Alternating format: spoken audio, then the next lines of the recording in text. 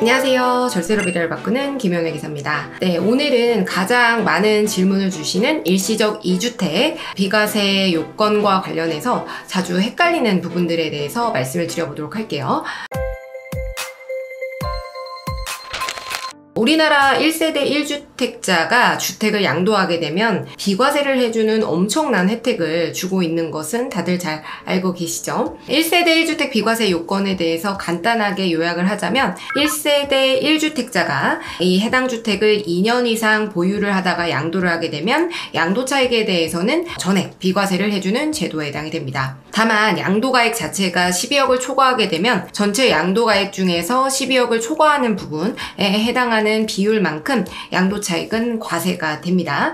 그렇기 때문에 1주택자임에도 불구하고 완전히 비과세는 아니죠. 따라서 1세대 1주택자인 경우에도 이러한 경우에는 공동명의를 통해서 과세 표준을 낮춰서 세금을 좀 낮출 필요가 있다라고 말씀을 일전에 드린 바 있고요. 이때 세대의 경우에는 주민등록 등본상에 전입되어 있는 세대주와 세대원의 주택수를 모두 합산하셔야 됩니다. 만약에 장성한 아들이 함께 거주를 하고 있는데 이 장성한 아들이 주거용 오피스텔이나 아니면 이제 분양권 이런 것들을 보유하고 있는 것을 깜빡했다가 결국에는 이제 비과세로 알고 신고를 안 했다가 수억 원의 세금을 또 추징받은 그런 사례가 많으니까요. 여러분들 주의하셔야 됩니다. 그래서 대부분의 경우에는 이사를 갈 때는 우리가 이런 1주택자의 경우에는 이 주택을 양도하면서 이 잔금을 가지고 같은 날에 다른 주택을 취득하는 게 일반적이죠. 그래서 명의를 이전받게 되는 게 거의 같은 날에 이루어지는 게 일반적인데 불가피하게 이렇게 이제 기존 부동산을 양도한 날에 바로 이제 새로 취득한 주택의 명의를 이전하지 못하는 경우가 있어요. 이렇게 되면 이제 일시적 2주택자가 되는데 이 경우에는 일정 요건을 갖추게 되면 1세대 1주택 비과세를 적용받을 수 있게끔 그렇게 규정을 하고 있는데요. 일시적 2주택임에도 불구하고 우리가 1세대 1주택자로 봐서 비과세를 해주는 그런 적용 요건을 보시게 되면요. 자, 첫 번째는요. 우선 종전주택을 취득하고 1년이 지나서 신규 주택을 취득하셔야 됩니다. 자, 그리고 두 번째는요. 이 종전주택에서 우리가 2년 이상 보유 요건을 채우셔야 돼요. 그래서 이 종전주택을 우리가 2년 이상 보유해야 되는데 이때 이 종전주택이 우리가 취득한 당시에 조정대상 지역에 해당이 됐다면 2년 이상 보유, 2년 이상 거주 요건을 함께 채우셔야 돼요. 그래서 만약에 내가 취득했을 때 비조정 지역이었다고 하면 그때는 뭐 2년 이상 보유만 하고 거주하지 않아도 비과세를 받으실 수 있고요. 그리고 이제 2017년 8월 2일 이전에 취득한 주택의 경우에는 이런 거주 요건을 따지지 않습니다. 그 이후로 뭐 조정 대상 지역이나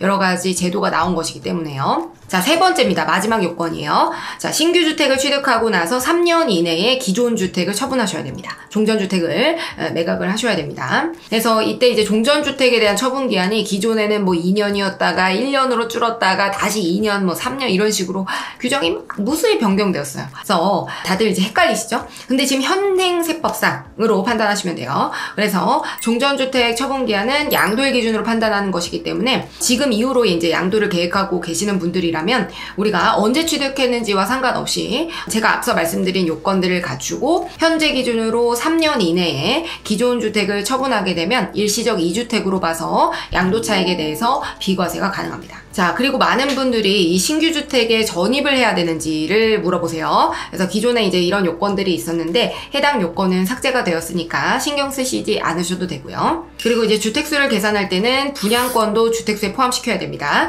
그렇기 때문에 비과세를 판단할 때 이 분양권의 존재를 꼭 고려해서 비과세가 맞는지 판단을 하셔야 되겠고요. 부합원 입주권이나 분양권의 경우에는 또 별도의 비과세 규정이 존재하기 때문에 해당 내용을 참고하셔서 비과세 전략을 잘 판단하셔야 되겠습니다. 저희 고객분 중에는 이러한 규정을 활용해서 이제 부동산 대세 상승장에서 이 1세대 일시적 2주택 비과세 있죠? 이거를 계속 활용을 해가지고 세금을 거의 한 푼도 내지 않고 이제 상급지 갈아타기 전략이죠. 이런 것들로 이제 성공하신 분들이 많아요. 부동산만큼 세후 수익률이 중요한 분야가 없죠. 그렇기 때문에 이 전략을 어떻게 짰느냐에 따라 막대한 세금 차이가 발생하게 되거든요.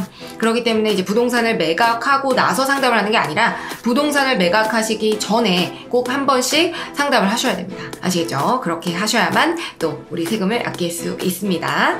네, 그럼 오늘도 유용한 절세 미니였습니다. 다음 시간에 뵐게요. 안녕!